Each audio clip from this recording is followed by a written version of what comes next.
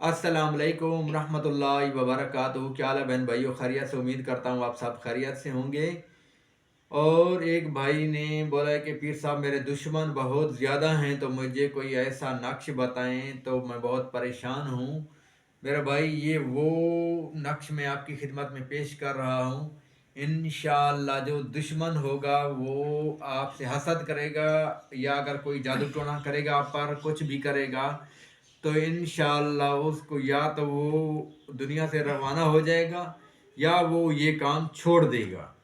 और अगर आपको जिससे मतलब होगा, इंशाअल्लाह जो बादशाह भी होगा, ये नक्श आप जब इस्तेमाल करेंगे, इसका फ़ायदा तभी होगा मेरे भाई 5 वक्त जब नमाज पढ़ेंगे। ये बात मेरी जो है आप गौर से सुन लीजिएगा।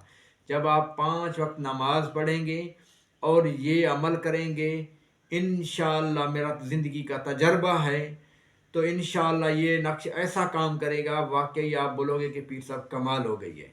इस नक्श को वो मेरी तरफ से उस बंदे को, उस मुसलमान को इजाज़त है जो मुसलमान नमाज 5 वक्त पढ़ता हो।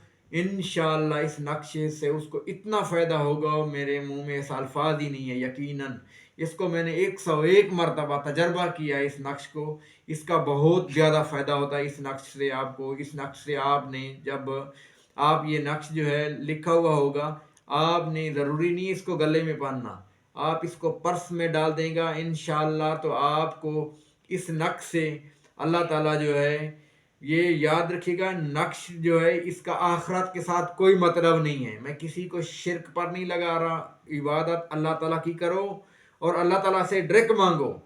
मैं पीर हूँ, मैं किसी को कुछ नहीं दे सकता, देने वाली वो ज़ात है अल्लाह ताला की। तो इंशाल्लाह ये मैं एक अमल बता रहा हूँ, अल्लाह ताला के नाम है जो नक्श जो मैं आपको बता रहा हूँ।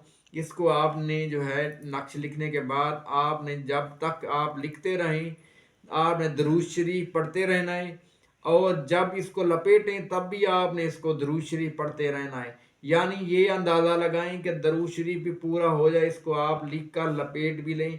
और ये लिखाई करते हुए दरमियान आपने किसी से, आपने ना फ़ोन सुनना है ना किसी के साथ बात करनी है। अगर आप ये काम करेंगे तो इसका फिर फ़ायदा नहीं होगा। तो मैं अभी आपको नक्श दिखाता हूँ। ये नक्श है मेरे भाइयों। इंशाअल्लाह इस नक्श से आपको इतना फ़ायदा होगा, इतना फ़ायदा होगा, मैं आपको क्या बताऊँ। ठीक है, इंशाअल्लाह इस नक्श से हर मुराद पूरी होगी, परेशानी होगी, जो भी होगी परेशानी आपकी अल्लाह ताला दूर फरमाएगा। और कोई भी दुश्मन या कोई भी आपके ऊपर जो है कुछ न किसी किस्म की चाल चलता है, उसकी नाकाम होगी। लेकिन 5 वक्त आपने नमाज भी पढ़नी है और इस नक्श को आपने जो है इसकी तस्वीर बना लेनी है। इस नक्श को आपने हर नमाज के बाद आपने इसको कम से कम इसकी एक तस्बीह आपने पढ़नी है। ठीक है, इस नक्श की आपने कम से कम आपने एक नक्श की, इस नक्श की आपने एक तस्बीह पढ़नी है। और शुरू से बिस्मिल्लाह पढ़ना है, और आपने बिस्मिल्लाह पढ़ना है और दुरूद शरीफ पढ़ना है, बाद में भी और पहले में भी एक मरतबा दुरूद शरीफ पढ़ने और आखिर में भी दुरूद शरीफ पढ़ने। इस नक्श को आप पढ़ें भी सही, खाली ये नक्श गले में पहनने के लिए नहीं है। इस नक्श को आप लपेट कर अपने जहाँ पैसे रखते हैं अपने, उस वहाँ आप रख लीजिएगा।